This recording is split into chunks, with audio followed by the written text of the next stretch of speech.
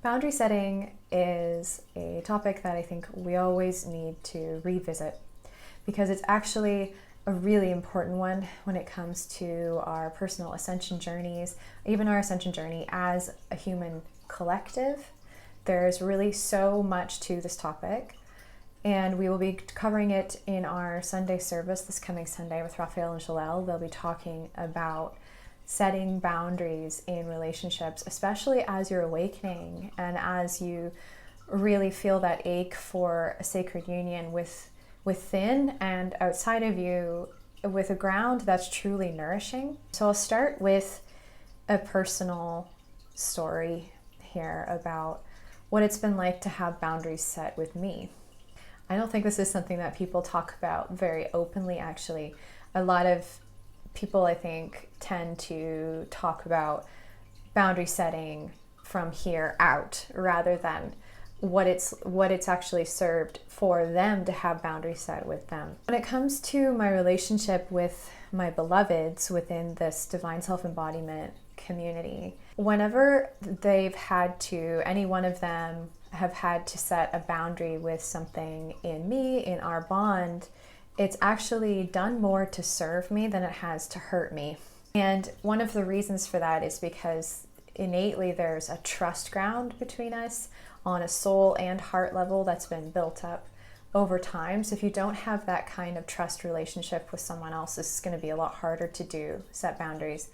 But it's also just never easy on the receiving end or the giving end. There can be moments where it feels easier. It just kind of rolls out of you like, this isn't enough for me, or this is not working for me. This doesn't feel good.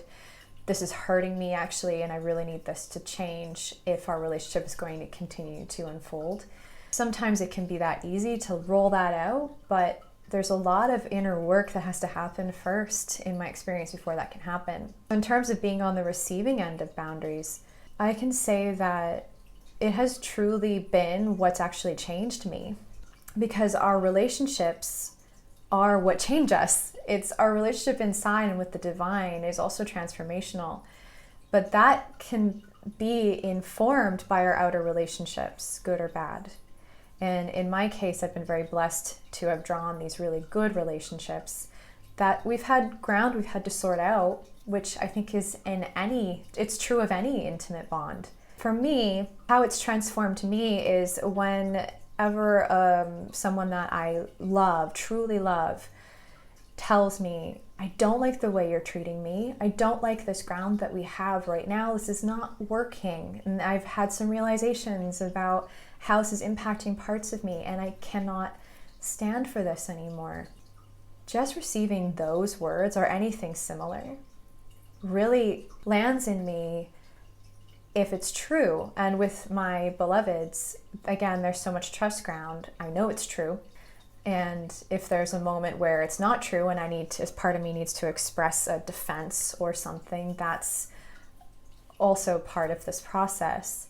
And it's also very sacred to feel wait, what are you talking about? This doesn't feel true about me. But most of the time, the mirror is very accurate. And what I do then is I take that mirror and I go, okay, wow, that hurts to hear, and yet I can feel something in me, a stable divine self, deepening divine self-embodiment that can respond to that boundary with respect, reverence, and love, including self-love. So sometimes there might be a bit of a shame reaction. I would say less and less now because of all, again, the work I've done, especially with inner punisher shame cycles. So I feel often like, wow, okay, this is just helping my compass readjust here in terms of what I need to feel next, because also these relationships are very important to me. They are vital for me, and these mirrors are the whole point in some ways. And the mirrors aren't always like this. They're also about our goodness and our lightness and the progress that we've made, but sometimes we also need to see, okay, yeah, there's something here I need to look at. And I can tell you, as someone who has also had to set boundaries on the outside, not necessarily with these individuals, but with others, for example, men that I've dated, it hasn't often gone well. I would say about 85% of the time it hasn't gone well. That's a very high percentage. and you can probably relate to that. And the tension that builds around that is what I'm waiting for is someone who's more like me in masculine form, who can go, yeah, thank you, ouch, but thank you, and I can feel what you mean. And actually take it seriously and take it as an illumination and not have to escalate the conflict beyond that. Although sometimes a little bit of escalation is necessary as you sort out karma and all of that. So none of this is clean ultimately. And even as the boundary setter, you need to feel, where am I really coming from with this? And I think eventually with enough inner work, especially working with parts of you, soul aspects, you start to feel actually where the boundary is coming from and why. And sooner or later you start to just really trust that you are coming from a place of advocacy for your self-worth and advocacy for a deeper, more nourishing bond with other people. And you also trust that what you're illuminating is valuable for them, even if it's uncomfortable to have to do that or to have to receive that. So this is where it gets tricky sometimes, or very challenging to either hold or receive the boundary. But it's really necessary in terms of our navigation of relationships. Lots of love to you for your ongoing journey with this personally. I know how challenging it is as you are continuing to awaken and you're finding new ground within yourself, and you really want your outer bonds to reflect that. That's a very necessary thing, actually. You're finding a higher ground of relationship, a higher frequency of relationship that you really want and actually need.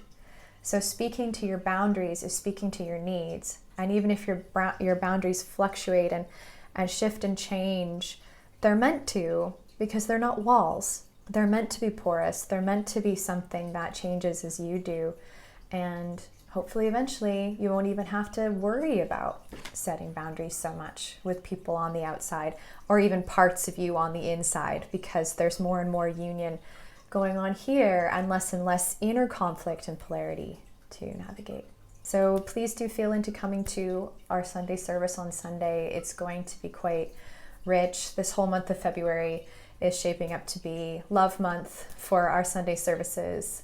So Raphael and Jelelle, coming from their deep sacred union ground, are really excited to transmit from there with a variety of topics every Sunday. There's going to be a different theme. So please feel into joining us, and I look forward to seeing you there.